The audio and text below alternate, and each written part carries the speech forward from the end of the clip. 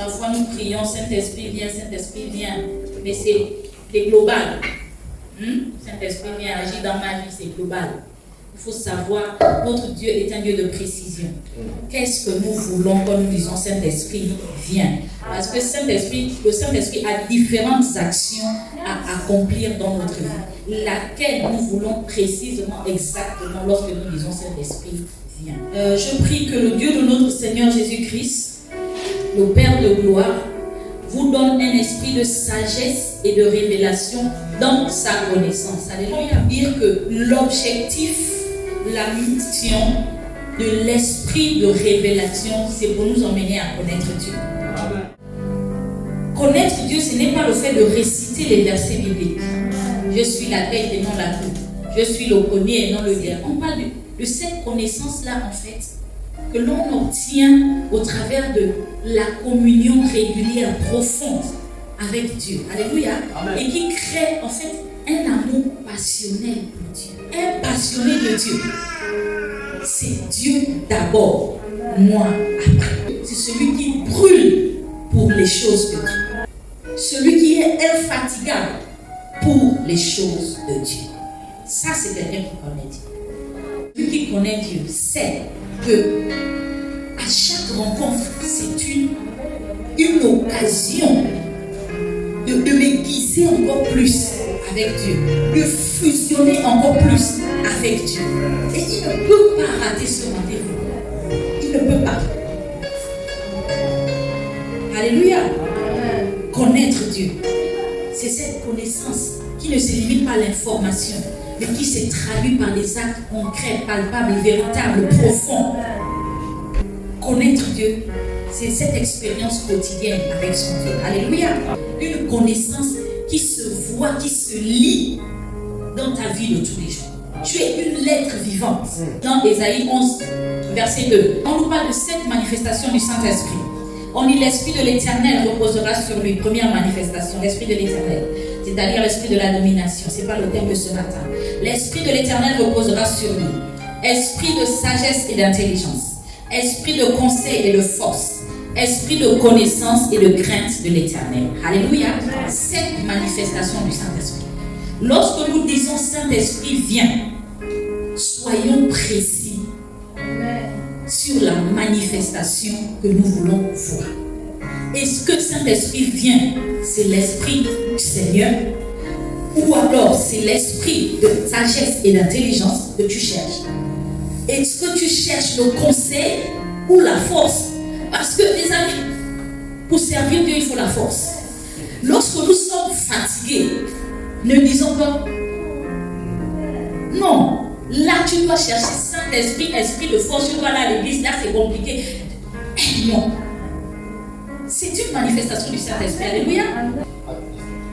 Acte 10, 38. Nous savons comment Dieu a oint Jésus-Christ de Nazareth d'Esprit Saint et de force. C'est une onction, la force. Amen. Amen. Amen. On ne fait pas le travail de Dieu comme ça. Venir à l'église demande la force. Amen. Apprenons à demander la force. Lorsque nous nous sentons faibles, lorsque nous nous sentons attaqués, lorsque le diable met devant nous toute forme de raison pour ne pas aller à l'église, demande l'esprit de force. Quand on parle de plénitude, nous savons que le chiffre 7 est le chiffre de la plénitude.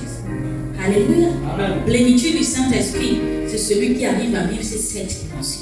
L'esprit de révélation est une des dimensions, des 7 dimensions du Saint-Esprit. Ou une de manifestation, des 7 manifestations. L'esprit de révélation, c'est l'esprit d'intelligence, c'est l'esprit de discernement, ou c'est l'esprit qui nous donne la capacité de bien juger. Et nous avons défini la révélation comme étant le fait de révéler, dévoiler ce qui est caché. Ou ce qui est secret. C'est le phénomène par lequel les vérités cachées sont révélées, mais de manière surnaturelle. Je suis dans la répétition, dans le rappel de ce qui a été dit la semaine dernière. Donc, la révélation, c'est le fait de révéler ce qui est caché, c'est le fait de dévoiler les vérités cachées, mais de manière surnaturelle. Et qui dit esprit de révélation dit forcément ignorance. Si tu as besoin de révélation, c'est parce que tu es ignorant. C'est parce que tu ne connais pas. Et il faudrait que cet esprit-là vienne t'enseigner, te révéler ce que tu ignores. Amen. Et nous avons compris que la définition biblique de révélation qui vient du mot Apocalypse, c'est le fait de dévoiler, de mettre à nu ce qui est caché. L'esprit de révélation, c'est cette manifestation du Saint-Esprit qui nous permet de connaître et de comprendre les choses de Dieu, de connaître et de comprendre Dieu de façon surnaturelle. C'est une connaissance révélée. Ce n'est pas le fruit de ta réflexion. C'est une connaissance révélée. C'est le Saint-Esprit qui vient imprégner en toi une information, une parole, une certitude qui ne te vient pas de toi-même, de la société, mais de Dieu directement. La révélation, c'est cet esprit-là qui nous permet de comprendre pourquoi je fais ce que je fais. C'est-à-dire comprendre la source de nos comportements, la source de nos blocages, la source de notre mentalité, de nos habitudes, de notre manière de penser. Tout a une source. Pourquoi tu penses comme tu es en train de penser? Il y a une source. Pourquoi tu agis comme tu es en train d'agir?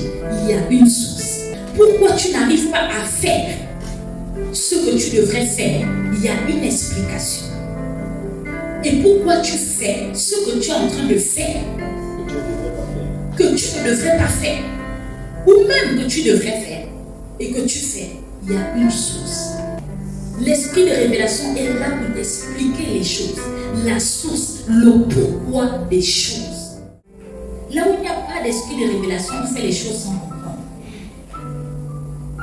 Et quand on fait les choses sans comprendre, ce n'est qu'une question de temps avant qu'on ne s'arrête. C'est pourquoi vous voyez, les églises aujourd'hui sont pleines de messes et vides. Les gens arrêtent la foi. Tu as bien commencé, tu courais. Tu savais que c'était important l'église. Après, tu te retrouves maintenant en train de dire non. Dieu est partout. Dieu est à la maison. Moi, non, je peux être à la maison. Je prie, je lis ma Bible, je connais. Ignorance. Ignorance. C'est parce que dès le départ, tu n'as pas compris. Tu n'as pas compris.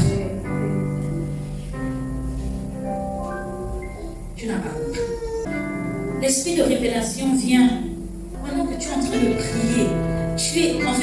Tu as quitté la dimension de la récitation pour la dimension de l'intimité, de la communion. Et pendant que tu es dans cet état, ton intelligence s'ouvre sur quelque chose. Et tu comprends et tu réalises. Les gens qui ont du mal à pardonner, c'est parce qu'ils ne comprennent.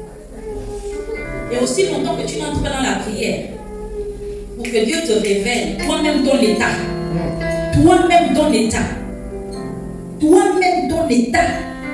Comment Dieu t'aime comme tu es, te supporte comme tu es. Aussi longtemps que tu n'es pas entré dans cette dimension de la prière, où tu te vois devant Dieu, où tu réalises combien de fois tu es un gars. Mais que malgré ça, Dieu t'aime, te pardonne. Aussi longtemps que tu n'as pas cette révélation, tu ne pourras jamais pardonner. Parce que tu comprendras que entre toi et ce que tu fais devant Dieu et ce que l'autre te fait, il n'y a pas photo. La connaissance qui nous vient de l'esprit de révélation et cette dimension de connaissance qui nous emmène à quitter le niveau de l'information pour celui de la compréhension et qui fait naître en nous une conviction en vue d'action concrète. Je quitte le niveau de l'information pour la compréhension qui fait naître en moi une conviction en vue d'une action. Quand tu as compris, rien ne t'arrête. Plus rien ne te dérapille quand tu as compris. Non, rien.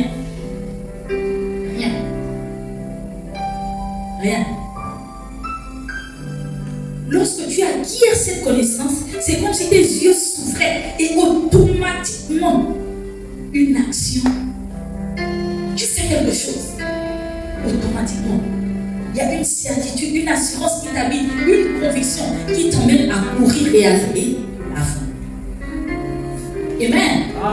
Pierre, Matthieu 16, frère, Matthieu 16, verset 15 à 19. Là, c'est un exemple concret de l'action de l'esprit de révélation. Les disciples marchaient avec le Seigneur. Ils ont marché pendant 2 ans, 2 ans et demi. C'était pratiquement à la fin de son ministère. À un moment, ils s'arrêtent. Il leur pose la question, que disent les gens de moi? Sur la base de ce que j'ai fait jusqu'à présent, sur la base de ce que j'ai enseigné jusqu'à présent, que disent les gens de moi? Les disciples vont répondre, les uns disent ceci, les autres disent cela, et voici, et voici. Et après, il va se retourner et leur dire, et vous, que dites-vous que je suis? Que les 12, on ne sait pas si c'était juste les 12 ou les 120 ou les 70 de ces disciples qui étaient là, il va leur dire, et vous, que dites-vous que je suis? Une seule personne a pu dire de façon claire qui était Jésus. Une seule personne. Et la Bible nous révèle que quand Simon a eu cette révélation, Dieu va changer son nom. Parce que jusqu'à cet instant, il était Simon, c'est-à-dire un roseau qui était vacillant, allant à toutes les directions. Il va dire à partir de maintenant, vu que l'esprit de révélation t'a localisé, à partir de maintenant, tu n'es plus Simon, mais tu es Pierre. À partir de maintenant, je t'affermis. Là où il y a l'esprit de révélation, le pouvoir de la mort, les puissances infernales ne peuvent rien. C'est-à-dire lorsque tu connais Dieu, lorsque tu as reconnu Jésus, quel que soit ce qui va t'arriver, elles ne pourront, ces choses ne pourront rien contre toi. Aujourd'hui, les gens souffrent, les chrétiens souffrent, les vies ne changent pas parce que les gens ne connaissent pas Dieu. Les gens ont juste des informations au sujet de Dieu. Les gens récitent juste les versets bibliques. Mais lorsque tu connais Dieu, on dit les puissances infernales ne peuvent rien contre toi. S'il parle de l'église, les amis, l'église c'est qui? C'est toi et c'est moi. Il dit sur la révélation, je bâtirai mon église, je te bâtirai. Et lorsque je te bâtis, les puissances infernales ne peuvent rien contre toi. Pourquoi les gens dorment? Pourquoi les gens chancellent? Pourquoi les gens se fatiguent? Parce qu'il n'y a pas la révélation. Il n'y a pas la compréhension. Les gens ne veulent pas Dieu. Les gens ne cherchent pas Dieu. Juste un seul. Cherchez à comprendre. De tous les disciples, juste un seul. Cherchez à analyser. Sur la base des prophéties, sur la base de ceux qui savaient. Ils cherchaient. Les autres étaient là, c'était un groupe. Non, on attend. Qu'est-ce qu'il va faire aujourd'hui? Oh, il va ressusciter les morts. Oh, qu'est-ce qu'il va faire aujourd'hui? Non, c'est-à-dire on cherche à être au premier. On cherche à être au premier plan. C'est-à-dire c'était un sujet de conversation. Le soir, on tombe. Oh, qu'est-ce qu'il a? Oh, c'était chaud. Ah, non, il était tranchant. Les amis, il est possible de marcher avec Jésus sans connaître Jésus. Il est possible de s'appeler chrétien sans connaître Jésus. Hey! Même la création a reconnu Jésus. Même la création a reconnu Jésus. Les disciples étaient avec lui. Juste une seule personne l'a reconnu. Et ça, juste grâce à l'esprit de révélation. Combien d'entre nous, les églises sont bourrées les dimanches, bourrées des chants, des dons de vie. Oh, Jesus.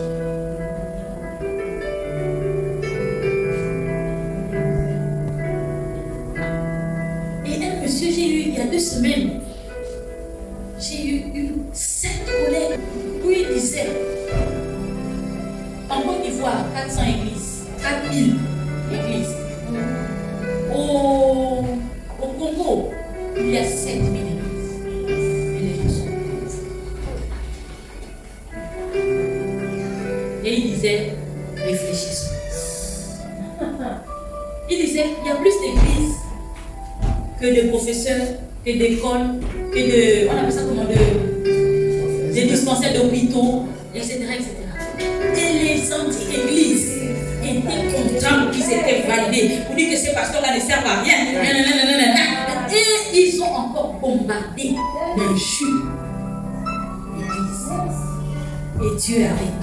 Parce que qui insulte l'église, insulte celui qui a établi l'église. J'ai eu une secte. de Dieu se grossit tous les jours. Vont chercher la révélation. Ne dorment pas.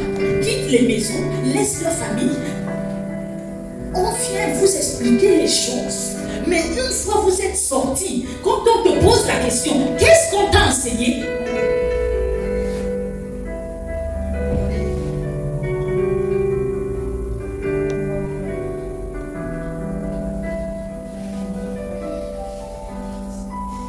Mais nos églises sont pleines. Nos églises sont pleines. Tout le monde est chrétien. Dans nos bureaux, ce sont des louanges. Les gens sont à l'église, mais ne veulent pas connaître que l'église c'est le supermarché. Chacun vient, en fait, même pas, le supermarché tu payes encore, la CK2 tu payes. Mais là c'est les soupes populaires. Il n'y a pas ça ici, il y a ça chez les autres. Quand tu es démuni, tu viens à la soupe populaire, ou bien tu vas dans un truc, la main du salut, où tu peux acheter, tu peux prendre les choses sans payer. Chacun vient, il a son problème. Il vient à l'église, je suis venu, bon. Je viens là, bon, je vais faire 3-4 dimanches, je serai un peu sérieux. Et puis, parce que j'ai envie que le problème là, je vais demander au pasteur l'argent, il va me. C'est là. Je viens là parce que je veux me marier, bon, je serai un peu. Combien de personnes se sont mariées après ont disparu? Combien de personnes voulaient avoir le bac et après elles ont disparu? Combien de personnes voulaient avoir un travail, ont eu le travail et elles ont disparu? Les gens ne cherchent pas Dieu. Ils cherchent le bien de Dieu.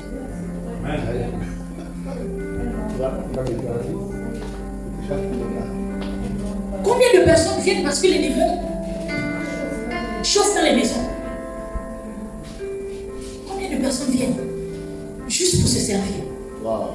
Juste pour se servir. Les gens n'ont rien à cirer de Dieu. Rien.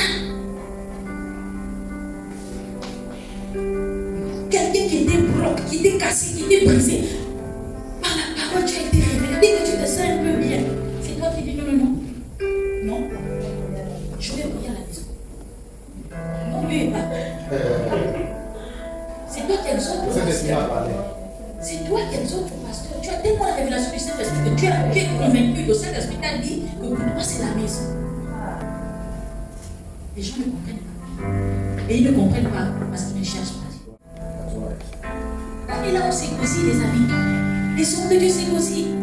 Et Dieu va continuer à envoyer. Dieu va continuer à envoyer. Mais ce sera pour mieux vous condamner. Ce sera pour mieux condamner les gens parce que tu n'auras aucune raison de tiendra devant Dieu, les amis. Aucune raison. Je n'ai pas l'argent du taxi. On envoie l'argent du taxi. Quand on envoie l'argent du taxi, on appelle ça comment? Non, maman m'a envoyé quelque part. La grand-mère m'a envoyé quelque part. Je dois faire ceci. Je dois laver le linge. Je dois ceci. Je dois cela. Ok, bon, l'église est loin. Je ne viens pas parce que l'église est loin. On amène l'église dans ta maison. Dans ton quartier. Non, je ne peux pas venir parce que le voisin vient là et que quand j'ai un problème avec le voisin, je ne peux pas. Hey! Amen. Et ce sont ceux-là qui fustigent les pasteurs. Yes. Le mec va voir la personne en train de parler des pasteurs. Waouh! Quand les leaders vont commencer à vous chauffer dans les maisons, c'est là on va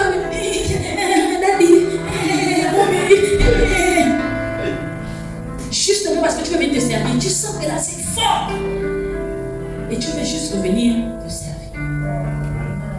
Oh, Dieu est bon, il te laissera te servir, mais il y aura un jour où tu rendras compte. Encore plus aujourd'hui, cherchons à connaître Dieu. Dans ces temps d'assimilation, quand on parle d'assimilation, c'est-à-dire tout est confondu. On ne sait plus qui est qui. On ne sait plus qu'est-ce qui est vrai, qu'est-ce qui n'est pas vrai. On ne sait plus différencier le païen du chrétien. Nous tous, on a le même langage. On ne sait plus différencier celui qui est vrai de celui qui est faux. Nous tous, on a le même langage.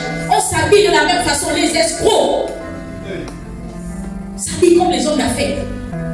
Avant, les voyous, tu pouvais les reconnaître à l'œil nu. Maintenant, ils sont stylés. Ils sont dans des bureaux stylés. Mais tu constates juste que ton téléphone a disparu. Tu constates juste que... On a besoin de connaître Dieu. Tu ne connais pas ton voisin, tu ne connais pas ton collègue, tu ne connais pas quelles sont ses intentions. Tu as besoin de connaître Dieu. Arrête de venir te servir. Parce que sinon, toi et plus tard, des courses, vous allez périr. Si c'est le mariage que tu es venu chercher, tu vas sombrer. Daniel 11:32, il corrompra par les flatteries ceux qui violent l'alliance. Mais les membres du peuple qui connaîtront leur Dieu agiront avec fermeté. La version française courante dit: le roi lui-même, par ses flatteries, emmènera les gens à rejeter l'alliance. Mais tous ceux qui sont fidèles à Dieu resteront fermes dans leur manière d'agir. Là où il n'y a pas l'esprit de révélation, il n'y a pas de fermeté. Aujourd'hui tu dis ci, demain tu dis ça. Après tu te compares comme ça, après tu vas te comparer. Là où il n'y a pas de révélation, il n'y a pas d'assurance, il n'y a pas de fermeté. Tu es vacillant comme Simon. Aujourd'hui je paye la dîme, demain je ne paye pas. Pourquoi? Non, j'ai trop de problèmes. Les gens vont même payer la dîme. Aujourd'hui tu viens à l'église, non. L'église c'est dans les maisons. Il y a des soi-disant pasteurs qui se lèvent aujourd'hui pour dire ne partez pas à l'église. L'église ne sert à rien. Restez à la maison. Il y a beaucoup de chrétiens qui tombent dans ça. Ils sont contents. C'est-à-dire ce qu'eux-mêmes ils nourrissaient depuis. Aller à l'église, ils fatiguaient. Maintenant, ils ont trouvé leur pasteur. Et qui leur demande de rester à la maison. Les premiers jours, c'est bien ça, c'est parce que tu fais semblant d'écouter les messages à la télé pour dire que non, tu es en communion. Mais tu ne vas pas comprendre comment tu vas glisser jusqu'à te retrouver au bar. Hey. Amen. Tu ne vas pas comprendre. Combien de chrétiens sont retombés à cause de Covid? Combien de chrétiens sont retournés dans les choses qu'ils avaient vomi? Les amis, essayez d'imaginer. Quand tu retournes dans ton ancienne vie, la Bible dit que c'est comme quelqu'un qui mange le vomi. Qui peut le faire? Hey. Qui a tous ses sens? Qui peut vomir? Et puis prendre encore la cuillère et manger. Et c'est ce que nous faisons. C'est ce que nous faisons. Quand il n'y a pas d'esprit de révélation, c'est ce que nous faisons. Quand nous ne connaissons pas Dieu, c'est ce que nous faisons, les amis. Tu as décidé de te sanctifier. Et après, tu te retrouves encore dans les bébés. On dit quoi? Tu me vois? Mais viens. Ok, attends, j'arrive. Tu ne comprends pas pourquoi tu glisses. Lentement et sûrement. Après, tu pleures. Personne ne. Comme disent souvent les parents, si un père pouvait prendre son cœur et puis mettre dans l'enfant. Les amis, personne ne réussit dans le monde. Oh, personne ne réussit. Personne ne réussit. C'est-à-dire, même si tu arrives à colmater la bénédiction, je te promets que ce que tu as sémé, tu vas le recevoir. Amen. Ce que tu as sémé, tu vas le recevoir. Ah, la loi de la sémence et de la moisson. Apocalypse 3, verset 1. Voici ce que dit celui qui a les 7 esprits de Dieu et les 7 étoiles. Je connais tes œuvres. Je sais que tu passes pour être vivant et tu es mort. 7 esprits de Dieu, ce sont les 7 manifestations du Saint-Esprit. Continue. Apocalypse 4, verset 5. Le trône sort des éclairs, des voix et des tonnerres. Devant le trône brûlent 7 lampes ardentes qui sont les 7 esprits de Dieu. Alléluia. Amen. Donc on a vu dans le premier verset 7 esprits de Dieu. D'accord? Et là on dit 7 lampes ardentes qui sont les 7 esprits de Dieu. Alléluia. 7 esprits de Dieu qui sont en même temps 7 lampes. Et le prochain verset, Apocalypse 5, verset 6.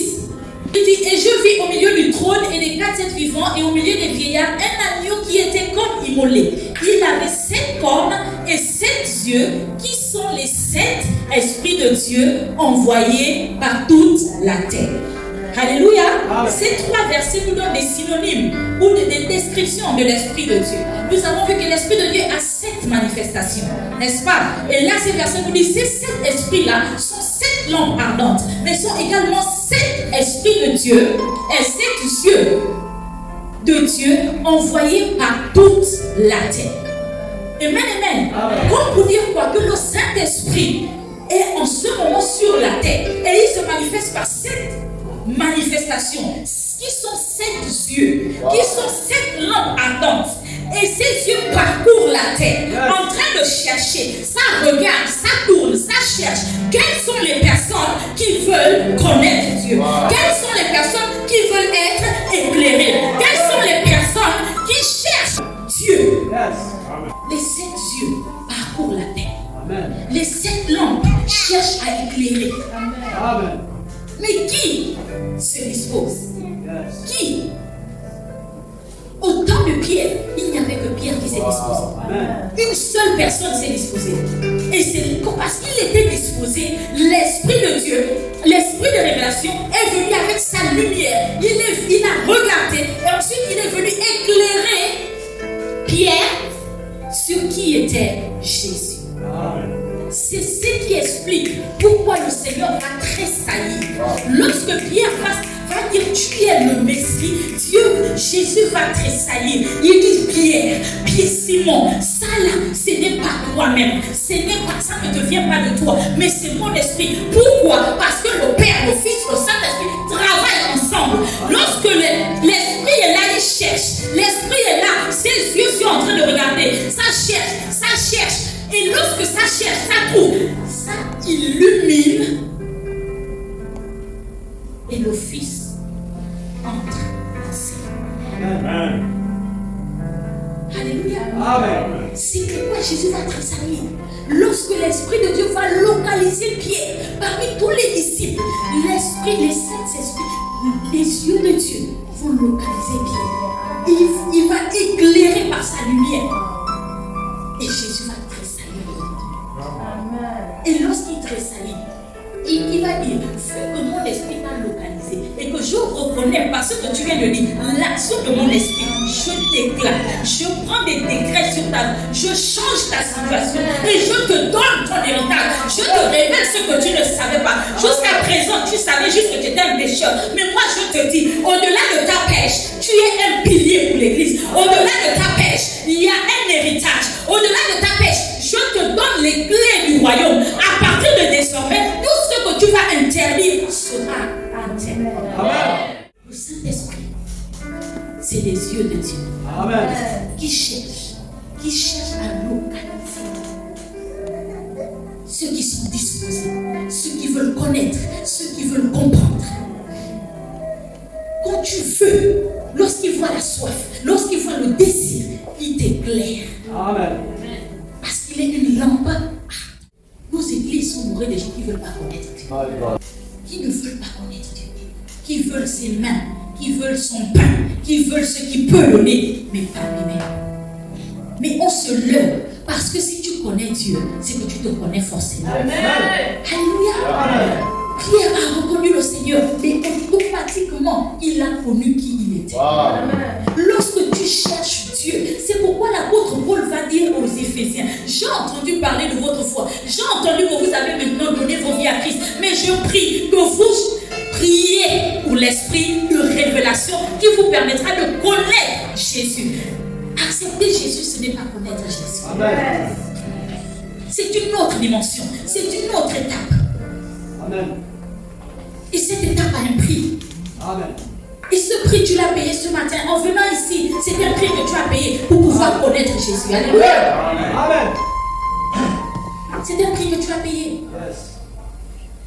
Continue à payer ce prix dans la prière. Continue à payer ce prix dans la fidélité. Continue à payer ce prix en investissant. Continue à payer ce prix. Parce que le Saint-Esprit qui est là et qui parcourt la terre va forcément te localiser. Et lorsqu'il va te localiser, je te déclare que les puissances infernales ne pourront rien contre toi. Arrêtons de chercher les prophètes. Arrêtons de chercher les rabbins. Arrêtons de chercher la bénédiction. Cherchons Dieu. Cherchons la parole de Dieu, les amis. La Bible dit la parole de Dieu est une épée. C'est l'épée de l'esprit. C'est une épée à double tranchant. Là où se trouve la parole de Dieu, se trouve l'épée. Le Saint-Esprit te parcourt. Et parfois l'épée, il vient couper les liens qui te bloquent, les liens qui t'empêchent, les liens qui te combattent. Lorsque la parole rentre, les liens sont coupés automatiquement. Tu n'as pas besoin d'imposition de main.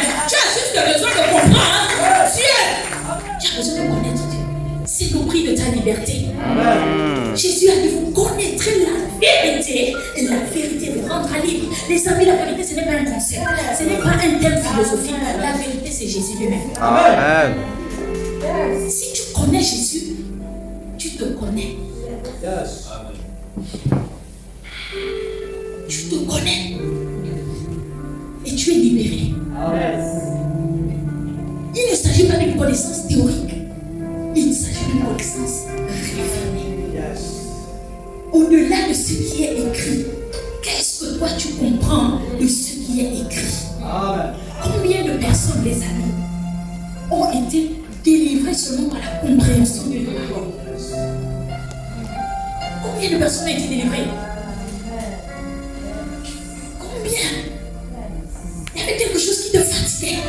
Mais lorsque tu arrives à comprendre un verset que tu as toujours su,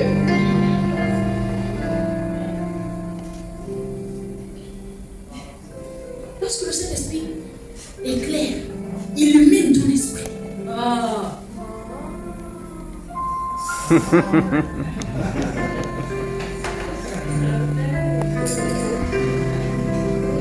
Tu sors. Sinon tu dis de la prison satanique, moi je sors, moi je sors. Satan, prends tes bagages, je te les remets. Je sais que le Seigneur a Tout enlevé. démons, prends tes histoires, Je te les remets. je sais que le Seigneur a Tout enlevé. Je ne suis pas maudit, Je ne suis pas maudit. je ne suis plus maudit, Je ne suis plus maudit. je ne suis plus maudit, Je ne suis plus maudit. oh je ne suis plus maudit. Je ne suis plus maudit. Satan, prends tes bagages, Je te les remets. Je sais que le Seigneur a tout enlevé. démons, prends tes histoires, Je te les remets. Je sais que le Seigneur a tout enlevé. Wow. Jesus. tu n'as pas besoin d'un pasteur, Amen. tu n'as pas besoin d'être baigné dans le fubi. Tu as besoin de la révélation. Quand tu as la révélation, ton esprit s'élève. Et tu dis sauter. C'est-à-dire tu t'élèves, tu commences. Ouvre tes sors. Regarde, toi et moi divorce aujourd'hui. Impureté, sort. J'ai compris que je suis. Non.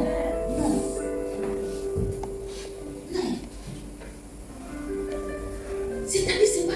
Tu n'auras même pas besoin de faire des efforts. Out. Quand tu dis bébé, va de rétro. Va de rétro.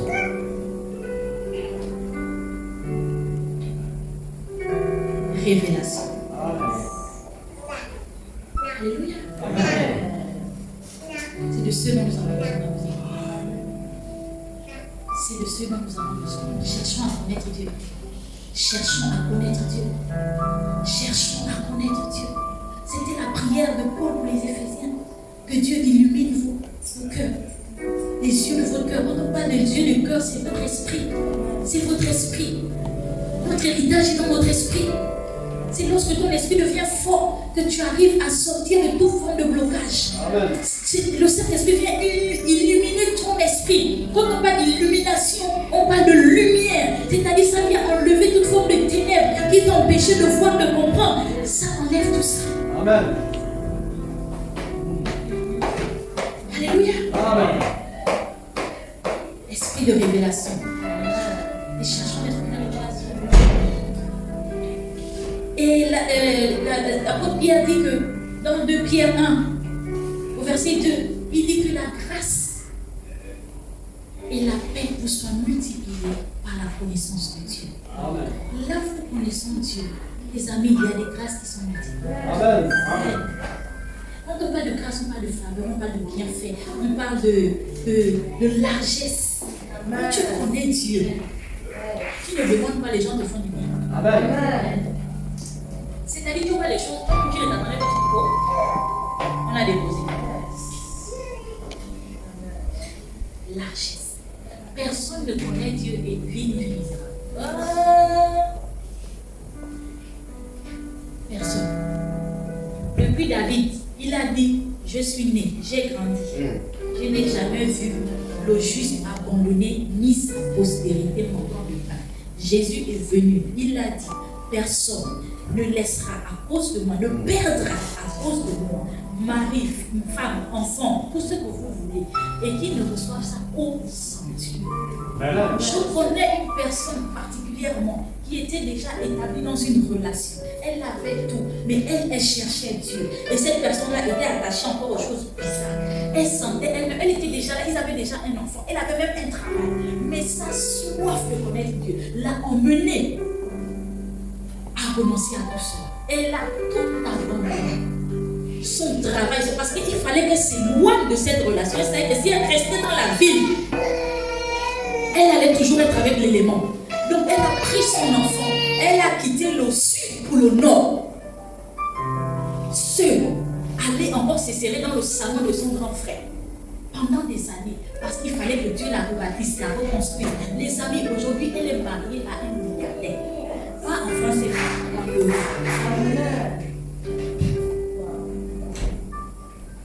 Pas en France, c'est en euros. Je ne parle pas de ce que j'ai entendu, je parle de quelque chose que je connais personnellement. Cette personne était même ici pour mon elle voyage en business class. Ça, on partage. Amen. Elle a laissé. Elle a compris que ça, la lumière et les ténèbres ne peuvent pas être ensemble. Elle a accepté de laisser, de souffrir, de partir. Elle est passée par un désert, mais Dieu est en train de la bâtir, de la reconstruire. Quand il l'a déposé, aujourd'hui, malgré sa très bonne formation qu'elle a, elle n'a même pas besoin de travailler. Regarde à suivre. C'est chaque année, non, peut-être 4 fois dans l'année les vacances. Business class. Le pays que j'ai envie d'aller visiter, j'ai dit toujours à mon mari, tu dois m'emmener aux Seychelles. Elle est partie pour sa lune de miel, ils sont partis. Tu vas partir. Amen.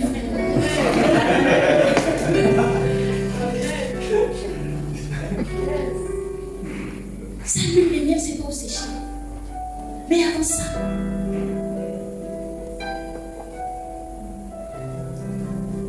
personne ne cherche à connaître Dieu. Et n'est ici. Amen. Personne. L'homme Bongo dit, c'est pas avec moi que tu vas commencer une carrière de monteur. Nous avons toté, Oyoko Sanga, Mwana Motote, Oyambolanda. Pas les gars, Si tu n'es pas une homme pour mentir, ni un fils d'homme pour te repentir. Ce n'est pas avec moi que tu vas commencer une carrière de menteur. Dieu n'a jamais menti à ceux qui nous ont précédés. Ce n'est pas avec nous qu'il va commencer une carrière de menteur. Amen. Amen. Cherchons à connaître Dieu. Amen. Cherchons à connaître. Amen. Et l'esprit de révélation qui parcourt la terre nous localisera et nous amènera à rentrer en possession de notre héritage. Amen. Que le Seigneur nous bénisse ce matin.